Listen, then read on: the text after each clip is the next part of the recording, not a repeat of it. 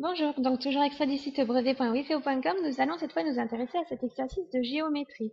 Donc je vous laisse regarder la figure, et donc sur l'énoncé on me dit que BD égale 4 cm, BA égale 6 cm, et l'angle DBC égale 60 degrés. Donc première chose, quand j'ai ce type d'exercice, je reporte les mesures que je connais sur la figure si ce n'est pas déjà fait. Donc ça c'est pour y voir plus clair.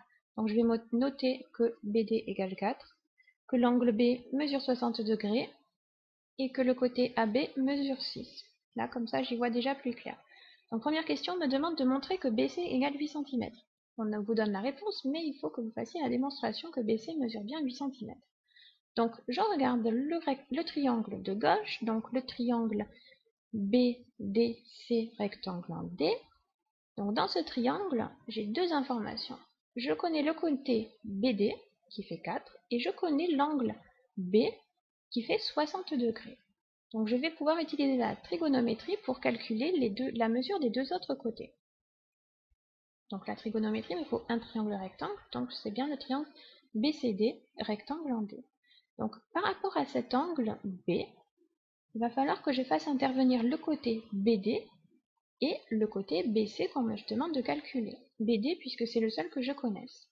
Donc par rapport à l'angle B, le côté BD correspond au côté adjacent.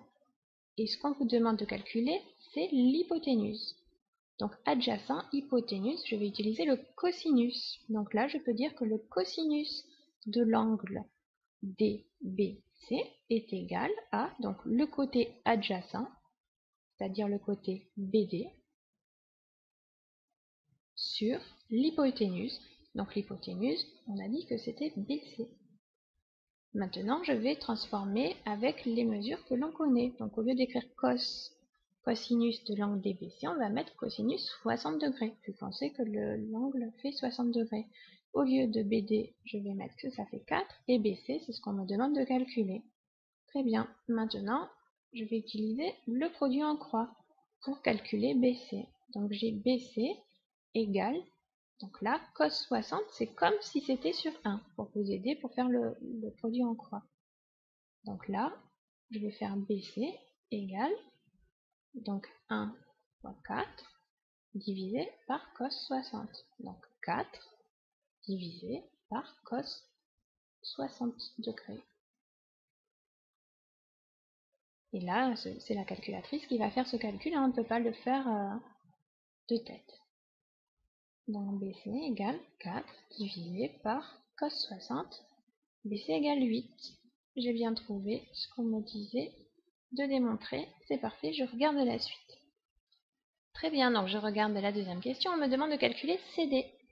Donc pour calculer CD, je vais rester dans le même triangle. Donc le triangle BCD, rectangle en D. Donc là, je connais deux côtés de ce triangle. On me demande de calculer le troisième. Je pourrais utiliser le théorème de Pythagore.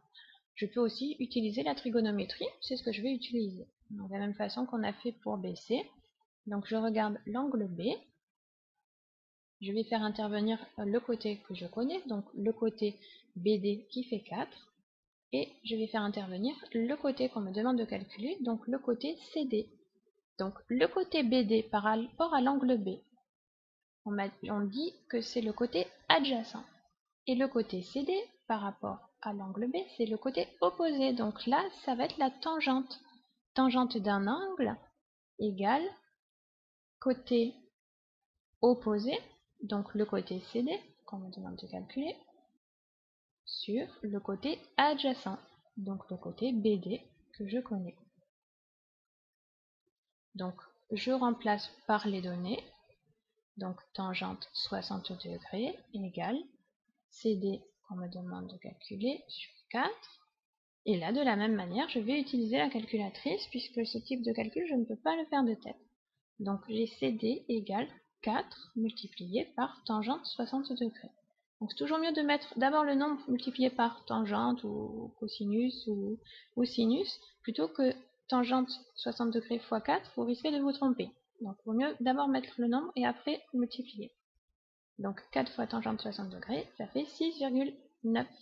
Arrondi au dixième près, 92, j'arrondis à 6,9 cm à 0,1 cm près, c'est parfait. Je regarde la suite, calculer AC. Donc là, cette fois, je vais changer de triangle. Je vais regarder le triangle qui est à droite. Donc j'ai un triangle rectangle ABC, rectangle en B. Donc je connais AB qui fait 6. Et je connais maintenant BC. Notez-le sur la figure que vous l'avez calculé, que BC, il fait 8. Par rapport à la première question, je le sais. Donc là, je ne connais pas d'angle, je n'ai pas le choix, il faut que j'utilise le théorème de Pythagore. Donc j'ai le triangle ABC rectangle en B. Et donc, d'après le théorème de Pythagore, je vous rappelle le théorème de Pythagore, c'est le carré de l'hypoténuse est égal à la somme des deux autres côtés au carré. Donc, pour énoncer mon théorème de Pythagore, je commence toujours par l'hypoténuse au carré. Dans le triangle ABC, l'hypoténuse, c'est le côté AC, le côté qui est en face de l'angle droit. Donc, AC au carré égale les deux autres côtés qui s'ajoutent au carré. Donc AC au carré égale AB au carré plus BC au carré. Là, je remplace les données par les mesures que je connais. Donc AB au carré 6 et 8 au carré. Donc AC au carré égale 6 au carré, ça fait 36. 8 au carré, ça fait 64. 36 plus 64, ça fait 100. Donc j'ai AC au carré égale 100. Ce qui veut dire que AC mesure racine de 100. Et la racine de 100, vous devez la connaître, ça fait 10. Si vous avez un petit doute, bien sûr, utilisez la calculatrice, bien entendu. Ok, donc là, j'ai démontré, grâce au théorème de Pythagore, que AC mesure 10 cm. Je passe à la question 4. On vous demande de calculer la valeur de tangente BAC. Donc là, on veut calculer la tangente d'un angle. Donc l'angle BAC. Donc pour la tangente de l'angle, là, il faut que je sache que c'est côté opposé sur côté adjacent. Donc le côté opposé, c'est le côté BC, le côté opposé à l'angle A. Et son côté adjacent, c'est le côté AB que je connais. Donc tangente BAC qu'on me demande de calculer, c'est égal à BC. Donc BC, j'ai dit que ça fait 8 sur AB, AB qui fait 6. Donc tangente de l'angle BAC égale 8 sixièmes. Et 8 sixièmes, ça se simplifie par 2. Ça va me donner 4 tiers. Mais vérifiez avec la calculatrice, vous tapez la fraction 8 sur 6. Et ça vous dit bien que ça fait 4 tiers.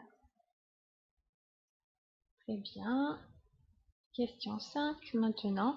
On vous demande simplement d'utiliser la tangente de l'angle qu'on vient de calculer pour connaître sa valeur en degrés cette fois. Donc là encore, le plus dur est fait. Vous connaissez la tangente, donc vous utilisez la calculatrice et seconde tangente pour cette fois basculer en degrés.